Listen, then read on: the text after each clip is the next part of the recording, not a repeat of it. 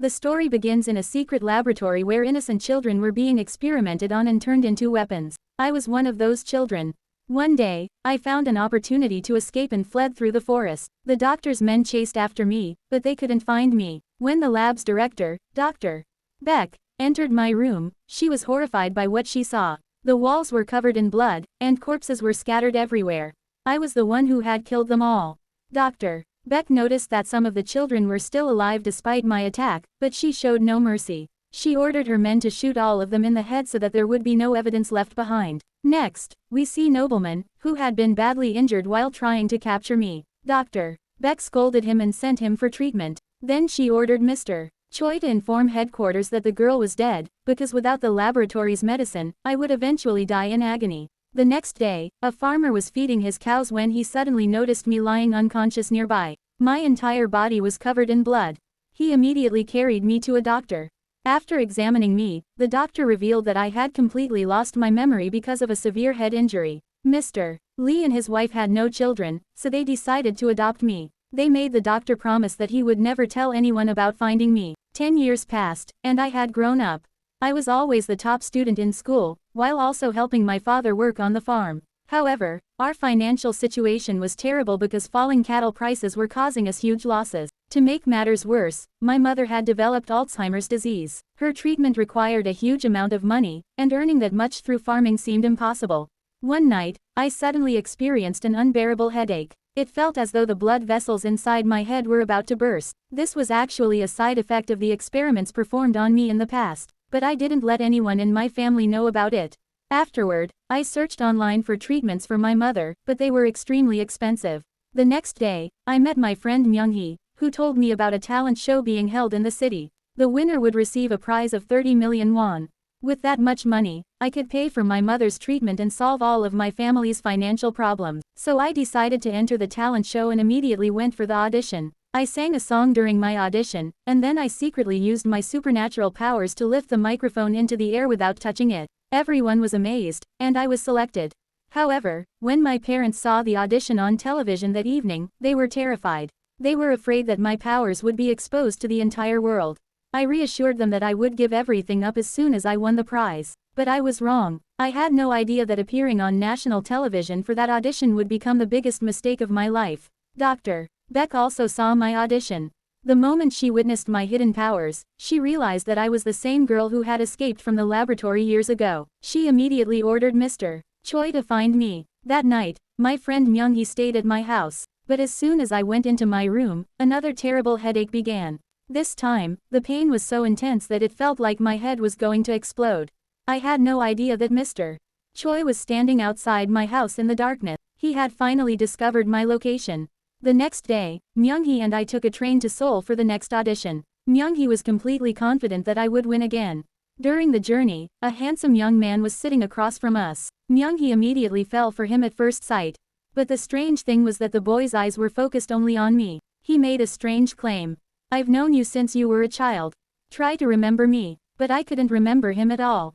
In reality, this was Nobleman, the same man who had failed to capture me 10 years earlier. When I couldn't remember him, he suddenly tried to attack me. I became terrified, and tears filled my eyes. But there was no fear in his eyes. Somehow, he became convinced that I really was the girl he had been searching for. So he eventually got up and left. But he was completely ruthless. Before leaving, he brutally beat an innocent man and threw him off the moving train. Meanwhile, I somehow made it to the audition. My performance was so impressive that I was selected immediately. Afterward, while we were leaving the venue, I suddenly felt another intense pain in my head. I ran into the bathroom, and this time, blood started pouring from my nose. I remembered what the doctor had told me. I had a rare brain disease. I had only 1 or 2 months left to live, and the only person who could treat me was Dr. Baek. I cleaned the blood from my face and went back outside. We had only been waiting for a taxi for a few moments when 2 black cars suddenly stopped in front of us. Several men got out and insisted on giving us a ride. They were actually trying to kidnap us. When Myung-hee refused, they surrounded us. But we managed to find an opportunity and escaped. We somehow made it back to our hometown, but the area was strangely quiet. Even after waiting for a long time, no bus arrived. Then Nobleman suddenly appeared in his car. He lied to us, saying that the bus had broken down a few kilometers away, and offered us a ride. But after what had happened on the train, I knew better than to go with him. Then he smiled and said, "You should hurry home. Your parents are getting old. What will happen if something happens to them?" Hearing this threat, I immediately ran toward my house as fast as I could. When I arrived, I saw that my parents were perfectly safe. They were playing a game with Myung-hee's father. I realized that this was nothing more than the calm before the storm. Meanwhile, we see a scientist returning home, only to discover that Nobleman had brutally murdered his entire family. When the scientist asked Nobleman why he had killed them, the girl standing beside him replied, "We were only ordered by headquarters to kill you. But that wouldn't have been any fun." With that, they killed the scientist as well. Nobleman then approached a bodyguard who was still barely alive. Here, we discover that Nobleman also possesses telekinetic powers. Using his powers, he lifted a gun into the air and tortured the injured bodyguard before killing him. Meanwhile, things were also changing inside the company. Dr. Baek called Mr. Choi and told him that he should take some time off and get some rest. But Mr. Choi immediately realized what was happening. Dr. Baek was actually trying to get rid of him because now that they had discovered my location, the company no longer needed him. Desperate to save his job, Mr. Choi went directly to his boss, but instead of helping him, the boss gave him a new and terrifying mission. Kill that girl before drive. Baek captures her, and bring me her brain. Now, I wasn't being hunted by Dr. Baek alone. Another deadly killer had joined the hunt. Meanwhile, my family and I were completely unaware of the danger hanging over our heads. That night, I suddenly began feeling extremely anxious. I woke up and walked outside, only to find a man pointing a gun directly at my head. Then I saw that Mr. Choi's men had also captured my friend Myung-hee. I desperately begged them, "Why are you doing this to me? I'm not the girl you're looking for." But one of the men showed me the old scars on his face. "You gave me these scars. And now you're pretending you don't remember." I repeatedly begged them for mercy. But the moment they put a knife to Myung-hee's throat, something inside me snapped. In the blink of an eye, I killed every man standing there. Then I looked at the last surviving man and said in a cold voice, I told you, I'm not that girl. How many times do I have to explain it to you?" And with that, I killed him too. Myung-hee was terrified when she saw this horrifying side of me. When I finally came to my senses, I couldn't believe that I had done all of that by myself. Just then, Nobleman arrived and started clapping loudly. "Wow, looks like your memories are finally coming back.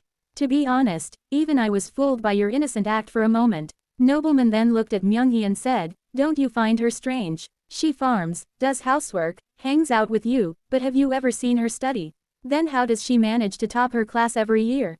If she wanted to, she could rank first in the entire country. She can learn any language just by hearing it once. But she deliberately hides her abilities so that no one suspects her."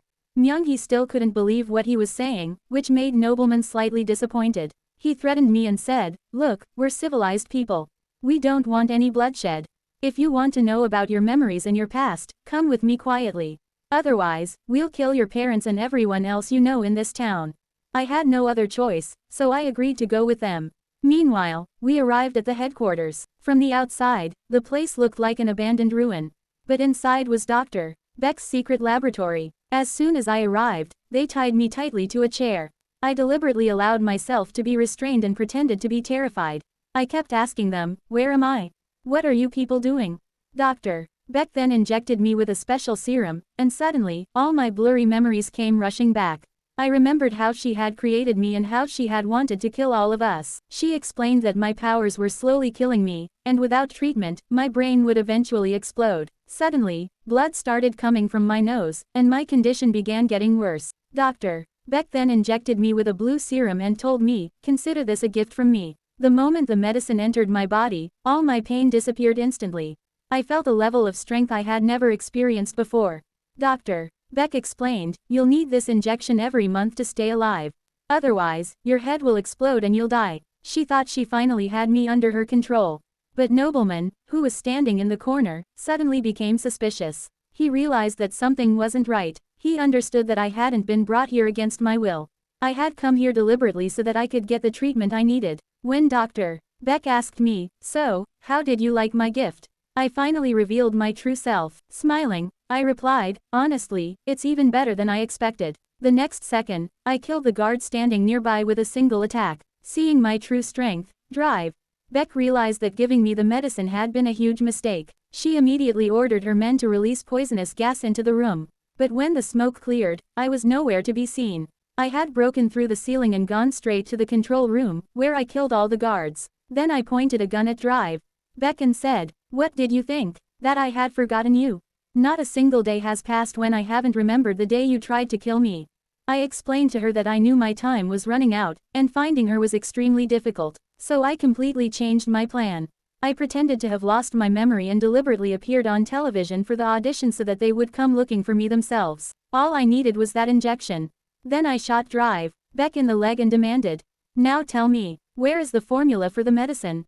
Meanwhile, a gunfight had broken out outside between Nobleman and Mr. Choi's men. I was dragging Drive, Baek away when Nobleman suddenly appeared and launched a powerful attack against me. But I didn't feel even the slightest pain. I told him, "I should have killed you that day."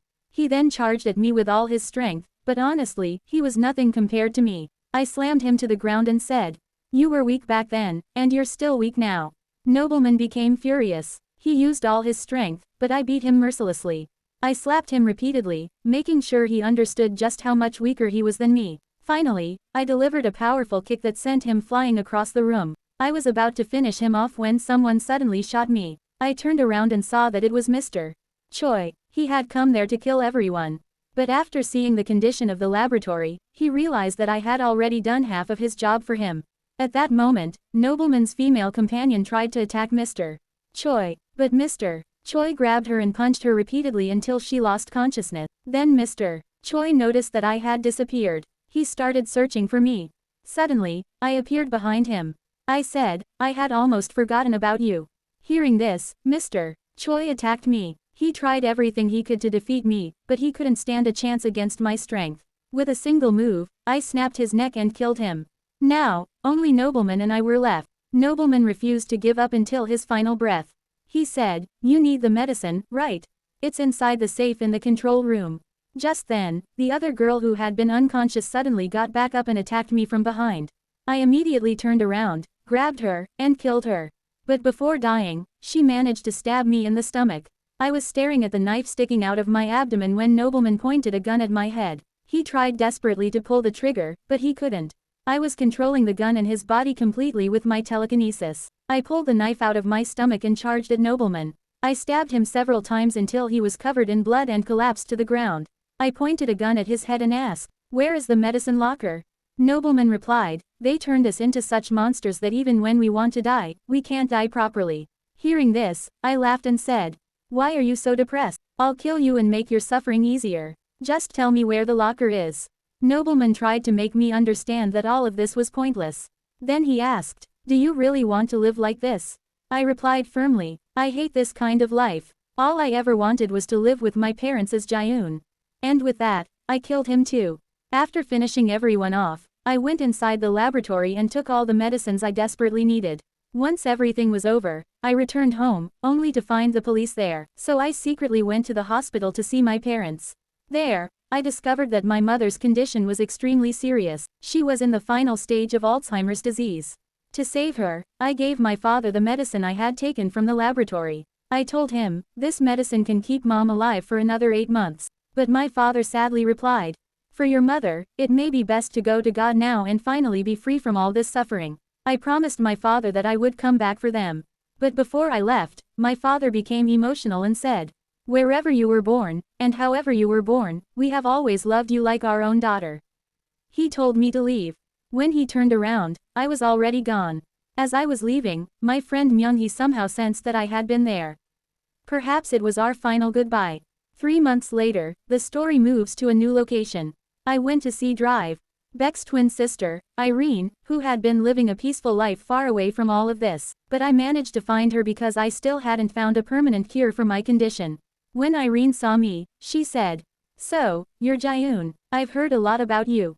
I replied, "Then you must know what happened to your sister and everyone else. I need a permanent cure for my illness, and I've heard that you know where I can find it." Irene became frightened and handed me enough medicine to last for 20 months. Then she sarcastically said, "You caused all that destruction over something this small."